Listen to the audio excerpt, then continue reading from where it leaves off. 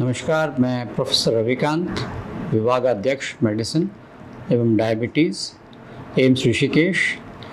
आज मैं बात करूंगा डायबिटीज़ में इंसुलिन यूज़ के बारे में। अधिकतर मरीजों को या उनके परिवारों को ये लगता है कि इंसुलिन लास्ट स्टेज में यूज़ करना चाहिए। मैं आपकी जानकारी के लिए बताना चाहता हूँ कि जो मधुमेह की बीमारी जिसको डायबिटीज़ कहते हैं, उसमें जो बेसिक प्रॉब्लम होती है वो शरीर के अंदर इंसुलिन का कम बनना या ना बनना, और यदि बनता है तो उसका काम न करना है। यदि टाइप 1 डायबिटीज़ के बारे में बात करते हैं तो ऐसे बच्चों में इंसुलिन नहीं बनता है। यदि टाइप 2 डायबिटीज़ के बारे में बात करते हैं तो जो इंसुलिन बॉडी के अंदर बनता है वह काम नहीं कर पाता, जिसको कहते हैं इंसुलिन रेजिस्टेंस। जैसे जैसे मधुमेह की बीमारी का समय बढ़ता है, शरीर में इंसुलिन प्रोडक्शन कम होता चला जाता है। ऐसे मधुमेह के रोगी जिनको 10 साल से या उससे ज़्यादा डायबिटीज़ रह चुका है, उनके शरीर में इंसुलिन की मात्रा बहुत कम हो चुकी होती है। और जो लोग लगातार दवाई प्रयोग करते हैं, बहुत सी दवाइयाँ शरीर में इंसुलिन निकाल के ही काम करती हैं, जैसे कि सल्फोनिलूरियाज।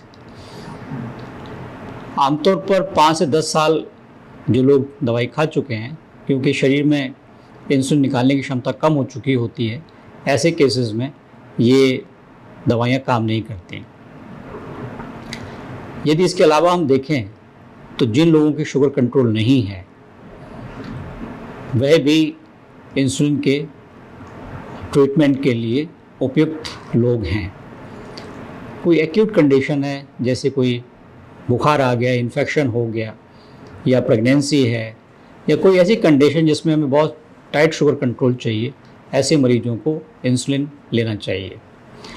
ये धारणा गलत है कि इंसुलिन लास्ट इलाज है और जब सारी दवाइयाँ बंद कर दें काम करना तभी लेना चाहिए, क्योंकि मधुमेह इंसुलिन की परेशानी है, शुगर की नहीं।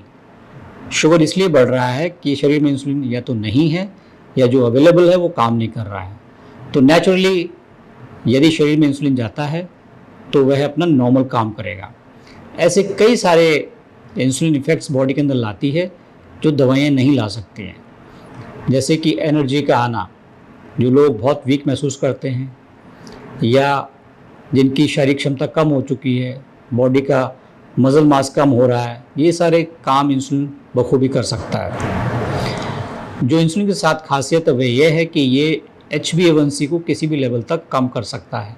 यदि किसी व्यक्ति का HbA1c शुरुआत की फेज़ में 12, 13, 14 है और टारगेट HbA1c 7 है, तो कोई भी दवाई इसको 7 लेकर नहीं आ सकती। केवल इंसुलिन के अंदर ये क्षमता है कि वह 7 पॉइंट HbA1c लग सकती है। दूसरा सवाल ये उठता है, लोग ये समझते हैं कि एक बार इंसुलिन स्टार्ट किया तो उनको इंसुलिन की आदत पड़ जाएगी।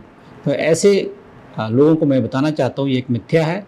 ये अपने डॉक्टर से ज़रूर पूछें कि इंसुलिन किस इंडिकेशन के लिए दिया जा रहा है।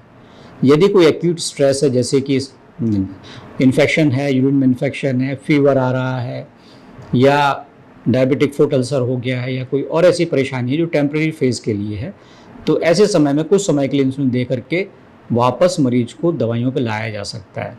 लेकिन यदि इंसुलिन लगातार भी लगता है तो यह मरीज के लिए एक अच्छी चीज़ है।